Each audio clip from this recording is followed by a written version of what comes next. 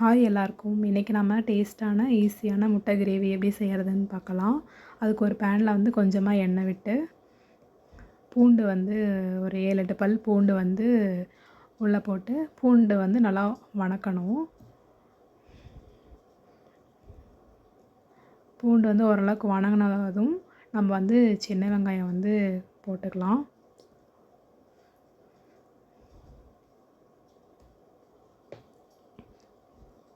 சின்ன வெங்காயத்தில் வந்து கொஞ்சமாக சோம்பு,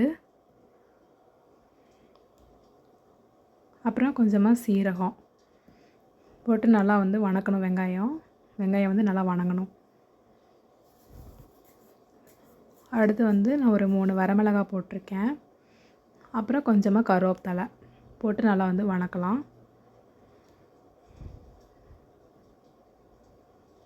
வணங்கின அப்புறம் நான் வந்து ஒரு 6-7 தக்காளி வந்து போட்டிருக்கேன். தக்காளி கொஞ்சம் அதிகமாக போட்டால் டேஸ்ட் நல்லாயிருக்கும், அதனால தான். அப்புறம் கொஞ்சமாக கல் உப்பு போட்டு நல்லா வணக்கலாம். தக்காளி நல்லா வணங்கிடுச்சு.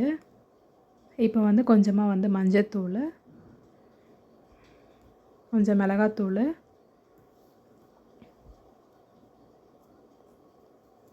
அப்புறம் கரம் மசாலா இது எல்லாத்தையும் போட்டு நல்லா வணக்கலாம். பச்சை வாசமெல்லாம் போகிற வரைக்கும் நல்லா வணக்கிக்கலாம்.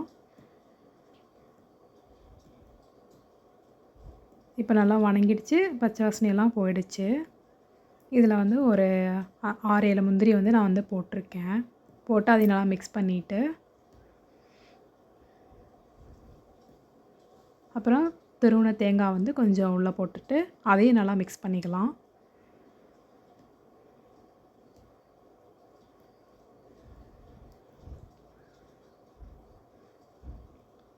மிக்ஸ் பண்ணிவிட்டு இப்போ இது கொஞ்சம் நேரம் ஆறுனதுக்கப்புறம் மிக்ஸி ஜாரில் போட்டுட்டு ரொம்ப நைஸாக இல்லாமல் லைட்டாக வந்து கொரன்னு இருக்க மாதிரி அரைச்சி எடுத்துக்கலாம்.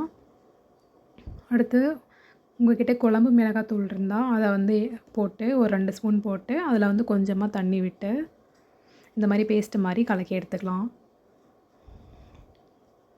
இப்போ வந்து பேனில் கொஞ்சமாக எண்ணெய் விட்டு கடுகு போட்டு பொரிஞ்சதுக்கப்புறம் இந்த கலக்கி வச்சுருக்க குழம்பு மிளகாத்தூளில் வந்து உள்ளே ஊற்றுறோம். அப்படியே ஊற்றுனா வந்து அப்படியே ஒட்டிக்கும். அதனால தான் நம்ம வந்து தண்ணியில் மிக்ஸ் பண்ணி நம்ம வந்து ஊற்றுறோம். இப்போ வந்து 2-3 கருவேப்பிலை போட்டுக்கிறேன். நல்லா இந்த மாதிரி கொதி வந்ததும் நம்ம வந்து அரைச்சி வச்சுருக்க பேஸ்ட்டை வந்து உள்ளே ஊற்றிடலாம். உள்ளே ஊற்றி நல்லா மிக்ஸ் பண்ணிக்கலாம். இதில் நாம் தண்ணியை வந்து ஊற்றிக்கலாம் கொஞ்சமாக. இப்போ வந்து கொஞ்சம் நேரம் மூடி வச்சிடலாம். இந்த மாதிரி கொதிச்சோடனே பச்சை வாசனையெல்லாம் போயிடும்.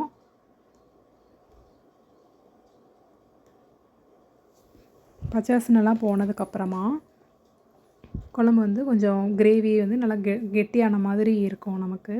அப்போ வந்து கொத்தமல்லி தழை, கஸ்தூரி மேத்தி இந்த 2ஐயும் போட்டுட்டு கொஞ்சமாக மிளகுத்தூள் போட்டு நான் நல்லா மிக்ஸ் பண்ணிவிட்டு அப்புறம் வந்து வேக வச்ச முட்டையை வந்து நான் எடுத்திருக்கேன். அது இந்த மாதிரி கீரல் மாதிரி லைட்டாக போட்டு நம்ம கிரேவிக்குள்ளே போட்டுடலாம். நல்லா கிரேவி வந்து நல்லா முட்டை கூட நல்லா மிக்ஸ் ஆகி நல்லாயிருக்கும்.